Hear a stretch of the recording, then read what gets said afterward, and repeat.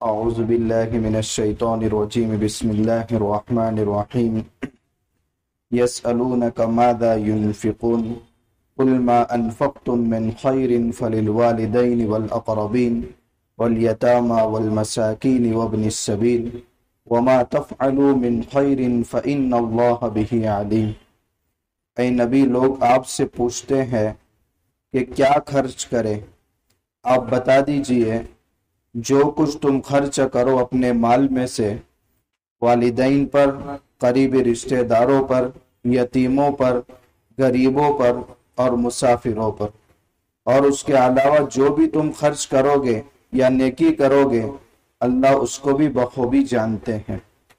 کل کی آیات میں مسلمانوں کو تسلی دی تھی کہ کبھی انسان حالات سے اتنا دوچار ہوتا ہے کہ اس کا بدن کانپ کر رہ جاتا ہے اور اس کی زبان سے یہ تک الفاظ نکل جاتے ہیں بشری تقاضے کی وجہ سے، متی نصر اللہ، اللہ کی مدد کب آئے گی۔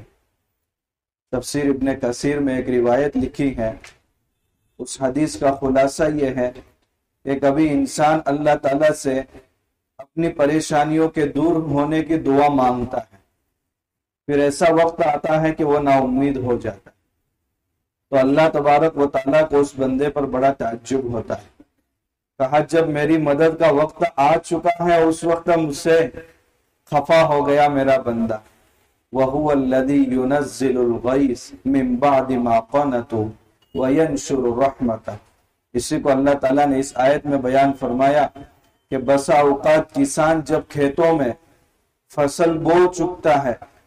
اس کے بعد وہ آسمان کی طرف دیکھتا ہے لیکن بارش کی ایک بوند برسنے کو تیار نہیں، پھر وہ کسان سارے کے سارے نا امید ہو جاتے ہیں اور یہ غم سوار ہوتا ہے کہ اس سال ہماری فصل کا کیا ہوگا۔ بس جب یہ سوچتا ہے تو اللہ تبارک و تعالی آسمان سے بارش کو اتارتے ہیں، من بعد ما قنطوا، بعد اس کے کہ سارے کسان نا امید ہو گئے تھے، وینشر الرحمت، اور اللہ چاروں طرف اپنی رحمت کو پھیلا دیتے ہیں۔ تو مصیبت کا جو آخری وقت ہوتا ہے وہی وقت اللہ سے مدد کے اترنے کا وقت ہوتا ہے۔ بسا اوقات انسان کے میرے قبضے کے اندر یہ چیز آ گئی ہوتی تو بہت اچھا ہوتا، لیکن اس چیز کے اندر اس کی خیر مقدر نہیں ہوتی تو اللہ تبارک و تعالیٰ وہ چیز چاہے ظاہری اعتبار سے کتنی اچھی ہو مگر وہ اس کے قبضے میں آنے نہیں دیتے، کیونکہ وہ قبضے میں نہیں آئی تم کو کم ٹینشن ہے دماغ پر، اگر وہ چیز تمہارے قبضے کے اندر آ جاتی تو مزید مصیبت کا سبب بن جاتی۔ اللہ اپنے بندوں کے بارے میں بندوں سے بھی بہتر سوچتا۔ وَهُوَ يَسْأَلُونَكَ مَاذَا يُنْفِقُونَ، آگے مالی قربانی کا تذکرہ ہے۔ صحابہ آپ سے پوچھ رہے ہیں کہ ہم خرچ کریں تو کیا خرچ کریں اور کس پر خرچ کریں۔ آپ کہہ دیجئے ما انفقتم من خیر،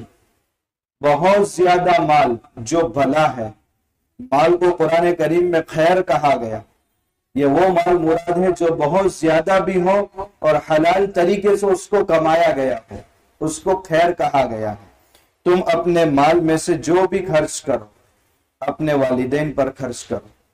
جو تمہاری ضرورت سے زائد مال کا حصہ ہے وہ خرچ کرو، اور کن پر خرچ کرنا ہے؟ سب سے پہلے اپنے ماں باپ جو نادار ہے، محتاج ہے، نان نفقے کے محتاج ہیں، ان کی انکم کا کوئی ذریعہ نہیں ہے، تو سب سے پہلے ان کا خیال رکھو۔ اس میں زکوٰۃ کی رقم مراد نہیں ہے کیونکہ زکوٰۃ اپنے ماں باپ کو نہیں دے سکتے، اور یا خرچ کرنے کو کہا گیا کہ اپنے ماں باپ کو سب سے پہلے دو، تو زکوٰۃ کے علاوہ بسا اوقات جب کوئی مدد کا مطالبہ کرتا ہے تو ہم انٹرسٹ کے پیسے تھما دیتے ہیں اور اس کو ایک تعاون سمجھتے ہیں، یہ تو گناہ ہو گیا۔ جو سود کی رقم ہے آپ کے پاس اس کو تو آپ اپنے پاس سے دور کریں، یہ تو دور کرنا ضروری ہے، اور اس میں ثواب کی نیت یہ تو ہو ہی نہیں سکتی۔ اور زکوٰۃ یہ بھی ایک اہم فریضہ ہے۔ زکوٰۃ کے علاوہ بھی ہمارے مالوں کے اندر کچھ حقوق ہیں،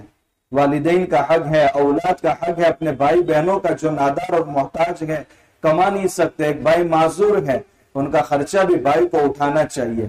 تو ایک جو سودی رقم ہے اس کو تو بغیر ثواب کی نیت کے کسی غریب کو دینا ہے۔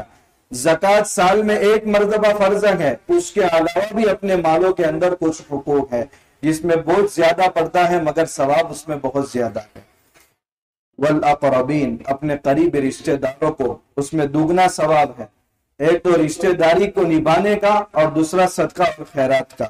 والیتامى، اور وہ نابالغ بچے جن کے سروں سے باپ کا سہارا اٹھ چکا ہے، والمساکین، اور وہ غریب لوگ جن کے پاس بقدر کفاف روزی کا انتظام نہیں ہے، وابن السبیل، اور وہ مسافر جو اپنے گھر سے بہت دور آ چکا ہے اور وہ نان شبینہ کا محتاج ہو گیا۔ وما تفعلوا من خیر، اللہ تعالیٰ آگے فرماتے ہیں ان کاموں کے علاوہ اور کوئی بھی نیکی تم کرو گے اللہ اس کو بھی جانتا ہے، کل قیامت کے دن اس کا تمہیں بدلہ دے گا۔ کتب علیکم القتال وهو کرہ لکم، یہاں کہا گیا مالی قربانی پیش کرو، ان آیات میں کہا گیا کہ جانی قربانی پیش کرو، تمہارے اوپر قتال جنگ فرض کر دی گئی ہے، جہاد تمہارے اوپر فرض ہو چکا ہے، وَهُوَ كُرْهٌ لَكُمْ، تم اس کو ناپسند کرتے ہو، گھر سے دور کون جائے، بال بچوں کو چھوڑ کر کون جائے، وہاں ہم میدان میں زخمی ہو سکتے ہیں یا شہید ہو سکتے ہیں کہ اپنی جان گوانی پڑے گی، تو ایک حکم آیا جس کو تم اپنے لیے ناپسند کرتے ہو، وَعَسَىٰ أَن تَكْرَهُوا شَيْئًا وَهُوَ خَيْرٌ لَكُمْ، بسا اوقات ایسا بھی ہوتا ہے کہ ایک چیز کو تم ناپسند کرتے ہو مگر وہی چیز تمہارے لیے بہتر ہوتی ہے، تو یہ حکم جو تم کو دیا گیا ہے اس کو تم اپنے لیے بوجھ سمجھتے ہو مگر اسلام کی سربلندی اسی میں ہے، دشمن کا مغلوب ہو جانا اسی حکم کو پورا کرنے سے ہی ہوگا۔ وَعَسَىٰ أَن تُحِبُّوا شَيْئًا وَهُوَ شَرٌّ لَكُمْ، اور بسا اوقات ایسا ہوتا ہے کہ ایک چیز کو تم پسند کرتے ہو مگر وہی چیز تمہارے لیے ہلاکتی کا سبب بن جاتی ہے۔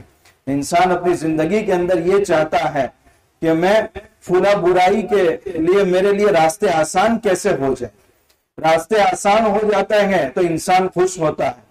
اور اس کو پسند کرتا ہے، مگر جب اس برائی تک پہنچ جاتا ہے تو پھر انسان کی ساری زندگی کے اعمال کو وہی گناہ اس کو برباد کر دیتے ہیں۔ وَعَسَىٰ أَن تُحِبُّوا شَيْئًا وَهُوَ شَرٌّ لَكُمْ، اس لیے ہمیشہ اللہ کے نبی صلی اللہ علیہ وسلم نے ایک دعا سکھائی ہے، روایت میں گئے، اے اللہ ہم کو مفتاحا للخیر بنا، یعنی ہمارے ذریعے خیر وجود میں آئے، خیر کی چابی ہم کو بنا، ومغلاقا للشر، اور برائی کو بند کرنے کا تالا ہم کو بنا کہ برائی ہم سے رک جائے، اور ہم کو مفتاحا للشر، خیر کے کھلنے کا ذریعہ ہم کو مت بنا، ومفتاحا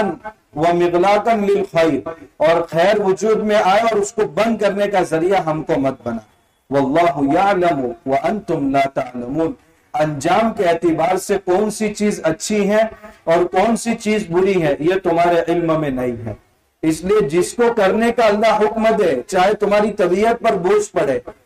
مگر اس کو کر گزرو، انجام اس کا اچھا ہے، اور وہ ایک چیز وہ ہے جس سے اللہ تعالیٰ روک رہے ہیں مگر تم کو اسی میں مزہ آ رہا ہے، اس چیز سے رک جاؤ، کیونکہ اس کا انجام چاہے ظاہری شکل و صورت کتنی اچھی ہو مگر اس کا انجام خطرناک ہوتا ہے، اس لیے اللہ نے جو حکم دیا اس کو کر گزرو اور جس سے روک دیا اس سے رک جاؤ۔ یسألونک عن الشہر الحرام قتال فیہ، ان آیات کے اندر مسلمانوں کو جو بدنام کرنے کی کوشش کی گئی ان کا تذکرہ ہے۔ ایک مرتبہ غزوہ بدر سے پہلے اللہ کے نبی صلی اللہ علیہ وسلم نے ایک سریے کے طور پر، ایک ہے غزوہ اور ایک ہے سریہ، دونوں کے درمیان فرق ہے۔ غزوہ کہا جاتا ہے ایسی جنگ کو جس میں اللہ کے نبی صلی اللہ علیہ وسلم بنفس نفیس خود شریک رہے ہیں، اس کو غزوہ کہتے ہیں، اور سریہ اللہ کے نبی صلی اللہ علیہ وسلم نے صحابہ کی ایک جماعت تیار کر کے کسی معرکے کے لیے بھیج دیا، آپ اس میں شریک نہیں ہے، اس کو سریہ کہا جاتا ہے۔ سیرت کی کتابوں میں یہ الفاظ ملتے ہیں، دونوں کا مفہوم الگ الگ ہے۔ تو جنگ بدر کے پیش آنے سے پہلے اللہ کے نبی صلی اللہ علیہ وسلم نے اگر ابو عبیدہ ابن الجراح رضی اللہ تعالی عنہ ان کو سردار بنا کر کے 10 صحابہ کو ان کے ساتھ بھیجا تھا کہ آپ جاؤ، اور مکہ سے ایک قافلہ شام کی طرف گیا ہے تجارت کے لیے، اور تجارت کا مقصد یہ تھا کہ خوب مال کمائیں گے اور وہی مال مسلمانوں کو ختم کرنے کے لیے استعمال کریں گے، تو اس قافلے کی کیا خبر ہے ہمارے پاس لے کر کے آؤ۔ ابو عبیدہ ابن الجراح رضی اللہ تعالیٰ عنہ کو حضور کی جدائی بہت شاق گزری تو ان کی آنکھوں سے آنسو نکل گئے، تو اللہ کے نبی صلی اللہ علیہ وسلم نے ان کو روک لیا اور عبداللہ بن جحش رضی اللہ تعالیٰ عنہ کو سردار بنا کر کے ان کے قافلے کے اندر بھیجا، اور آپ صلی اللہ علیہ وسلم نے ایک خط دیا تھا کہ مکہ اور طائف کے درمیان مقام نخلا ہے، وہاں پہنچ کر میرا خط کھولنا اور تمہارے ساتھیوں کو سنانا، اس میں سے جو روکنا چاہے ان کو روک دینا اور جو واپس آنا چاہے ان کو واپس کر دینا۔ عبداللہ بن جحش رضی اللہ تعالیٰ عنہ اس مقام پر پہنچے، اور مقام پر پہنچنے کے بعد وہ خط کھولا اور انا للہ پڑھ کر کے وہ خط ساتھیوں کو سنایا۔ ان میں سے 2 ساتھی واپس آ گئے، باقی سارے ساتھی ڈٹ گئے۔ اس کے اندر جمادی الاخری کا آخری دن تھا اور رجب کا دن شروع ہونے والا تھا۔ اس میں 2 کافروں کو قید کر لیا اس چھوٹے قافلے نے، اور ایک کافر عمرو بن حضرمی کو انہوں نے قتل کر دیا۔ اب وہ مسلمانوں کے گمان کے اعتبار سے جمادی الاخری کا آخری دن تھا، اور کفار یہ سمجھتے تھے کہ یہ رجب کا پہلا دن ہے، اور 4 مہینوں کے اندر جو محترم مہینے شمار ہوتے تھے اس کے اندر وہ قتال نہیں کرتے تھے، ذی القعدہ، ذی الحجہ، محرم اور رجب۔ اب چونکہ مسلمانوں کے چھوٹے قافلے نے جمادی الاخری کا آخری دن سمجھ کر کے ایک کافر کو قتل کر دیا اور 2 کو قید کر کے لے کر آئے مدینہ کے اندر۔ اب کفار ان 2 قیدیوں کو چھڑانے کے لیے اللہ کے نبی صلی اللہ علیہ وسلم کے پاس آئے اور اعتراض یہ کیا کہ دیکھو مسلمان خود رجب کے مہینے کا احترام نہیں کرتے، ہمارا ایک ساتھی کو انہوں نے قتل کر دیا۔ اس پر یہ آیت اللہ کے نبی صلی اللہ علیہ وسلم پر نازل ہوئی۔ اس کو اردو محاورے کے اندر کہا جا سکتا ہے، اپنی آنکھوں میں پڑا شہتیر نظر نہیں آتا اور دوسروں کی آنکھوں کا چھوٹا سا تنکا بھی نظر آ جاتا ہے۔ مطلب اپنے عیبوں پر نظر نہیں ہے، دوسرے کے چھوٹے عیب بھی نظر آ جاتے ہیں۔ قرآن نے ان کی اس انداز سے تردید کی ہے۔ اے نبی آپ سے پوچھتے ہیں یہ لوگ محترم مہینے کے بارے میں کہ اس میں قتال کرنا کیسا ہے؟ قل قتال فیہ کبیر، آپ کہہ دیجئے کہ اس میں بے شک قتال کرنا بہت بڑا گناہ ہے، لیکن مسلمانوں نے تو رجب کے پہلے دن میں تو کیا نہیں ہے، بلکہ جمادی الاخری کا آخری دن تھا۔ وصد عن سبیل اللہ، اللہ کے دین سے لوگوں کو روکنا یہ کم فتنہ ہے۔ وکفر بہ، اللہ کے دین کا انکار کرنا یہ معمولی فتنہ ہے۔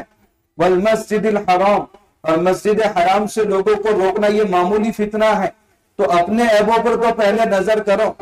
اللہ کے نبی صلی اللہ علیہ وسلم جب ذی القعدہ میں سن ہجری 6 میں عمرہ کے لیے آپ گئے تھے، آپ کے پورے قافلے کو مسجد کے اندر داخل ہونے سے روک دیا گیا تھا۔ وَإِخْرَاجُ أَهْلِهِ مِنْهُ أَكْبَرُ عِنْدَ اللَّهِ، جو حرم شریف میں داخل ہونا چاہتے ہیں ان کو وہاں سے نکالنا اللہ کے نزدیک محترم مہینوں میں قتال کرنے سے بھی زیادہ بھیانک ہے۔ وَالْفِتْنَةُ أَكْبَرُ مِنَ الْقَتْلِ، اور یہ دین کا فتنہ قتل کے فتنے سے بھی زیادہ بھیانک ہے۔ اس لیے کئی قصور تو تم کر چکے ہو اس پر نظر نہیں جاتی، اور ایک تمہارے گمان کے مطابق قصور ہے جو اللہ کے نزدیک قصور نہیں ہے، وہ اس کو تم اتنا ہوا دیتے ہو۔ وَلَا يَزَالُونَ يُقَاتِلُونَكُمْ،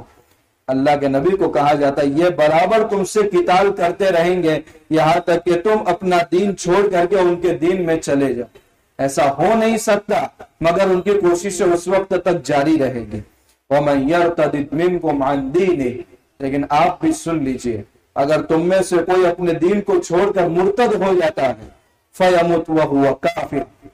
اور کفر کی حالت میں مرتا ہے، فَأُولَئِكَ حَبِطَتْ أَعْمَالُهُمْ فِي الدُّنْيَا وَالْآخِرَةِ، تو دنیا اور آخرت میں اس کے سارے نیک اعمال غارت ہو جائیں گے اور آخرت میں رتی برابر اس کا اجر نہیں ملے گا۔ وَأُولَئِكَ أَصْحَابُ النَّارِ، اور یہی لوگ جہنم والے ہیں، ہم فیہا خالدون، اور کبھی ان کو جہنم سے چھٹکارا نصیب نہیں ہوگا۔